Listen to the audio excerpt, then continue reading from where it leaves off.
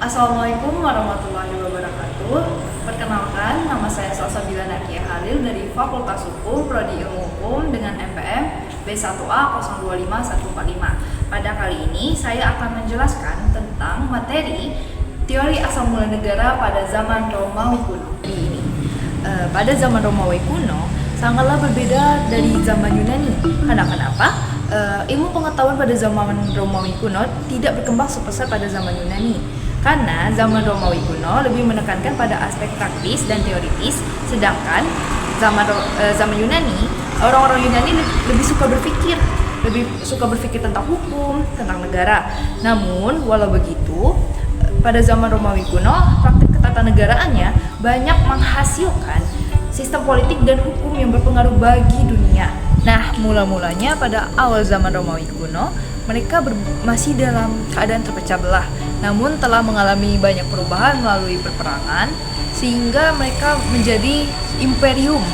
Imperium adalah kerajaan dunia, dan mereka mampu menyatukan seluruh peradaban dalam satu kerajaan. Nah, awalnya Romawi kuno ini berbentuk monarki, lalu berubah menjadi demokrasi, dan juga bahkan dalam situasi tertentu mereka dalam keadaan dikuasai oleh diktator. Lalu balik lagi ke sistem pemerintahan Romawi tadi. Awalnya Romawi berbentuk monarki. Monarki dikuasai oleh kaum patrisian atau kaum bangsawan. Namun terjadilah penggulingan kekuasaan. Lalu terlahirlah sistem pemerintahan demokrasi, yang dimana sistem demokrasi Romawi ini seperti menganut sistem republik yang memiliki 2 konsul dan ada dewan pemerintah. Nah, seperti yang saya katakan tadi, mereka dapat dalam situasi dipimpin oleh diktator. Mengapa dapat berubah seperti itu? Alasannya, jika terjadi peperangan pada sistem zaman Romawi kuno ini, mereka sepakat untuk mengubah sistem yang awalnya monarki ataupun demokrasi yang sedang dianutnya berubah menjadi dipimpin oleh diktator. Kekuasaan diktator pada sistem zaman Romawi kuno tersebut tidaklah permanen, namun hanya sementara selama perperangan saja. Setelah itu, pada suatu waktu terjadi pertentangan antara kaum patrisian atau kaum bangsawan dengan kaum plebeia. Kaum plebeia ini adalah rakyat jelata. Nah, di antara pertentangan ini terlahirlah Undang-Undang 12 Meja. Di Romawi, lembaga hukum Romawi juga menghasilkan jurisprudensi, dan juga pada zaman Romawi kuno ini mereka juga menghasilkan atau memberi kepastian hukum bagi rakyatnya. Selain bentuk pemerintahan, pada zaman Romawi kuno juga dipengaruhi oleh gagasan filsafat dari Stoa, yang dimana gagasan filsafat dari Stoa ini menekankan pada universalitas, sedangkan konsep pada zaman Romawi kuno itu menekankan universalitasnya bersifat politik dan juga kenegaraan atau ketatanegaraan.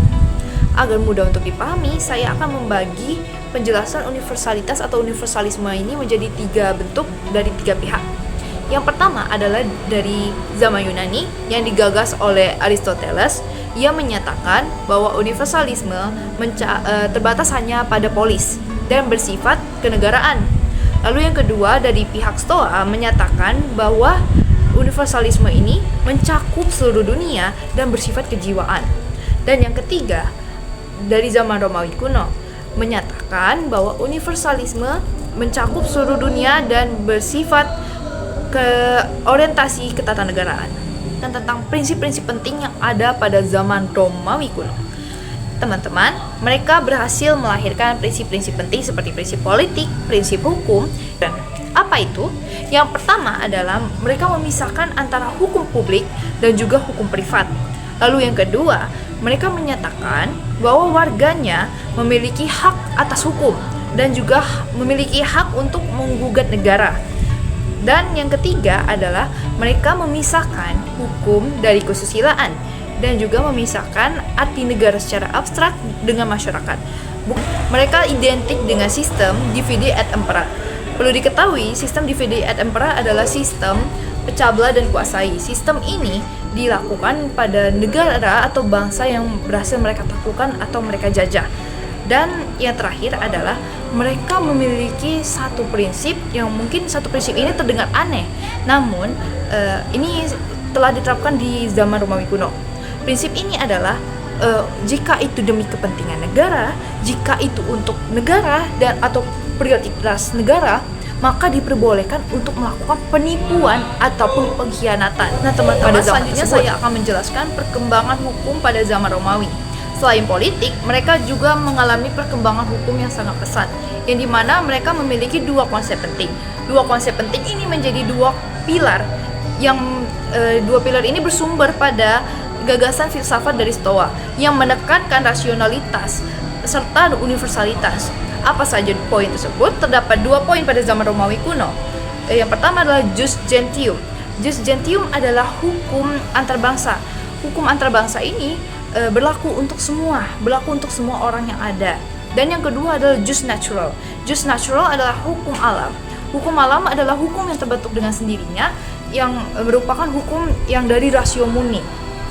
Terdapat perubahan-perubahan bentuk negara seperti yang saya jelaskan sebelumnya. Nah, hal ini ditandai dengan pemberian kekuasaan dari rakyat ke raja, dan hal ini menyebabkan zaman Romawi berubah menjadi sistem monarki. Nah, teman-teman, dalam pembahasan ini telah saya rangkum menjadi 3 poin penting. Yang pertama adalah kekuasaan rakyat sifatnya tidak turun-temurun. Lalu yang kedua, perlu diketahui bahwa pada zaman Romawi ini terdapat satu tokoh yaitu Julius Caesar pada 48 sebelum Masehi.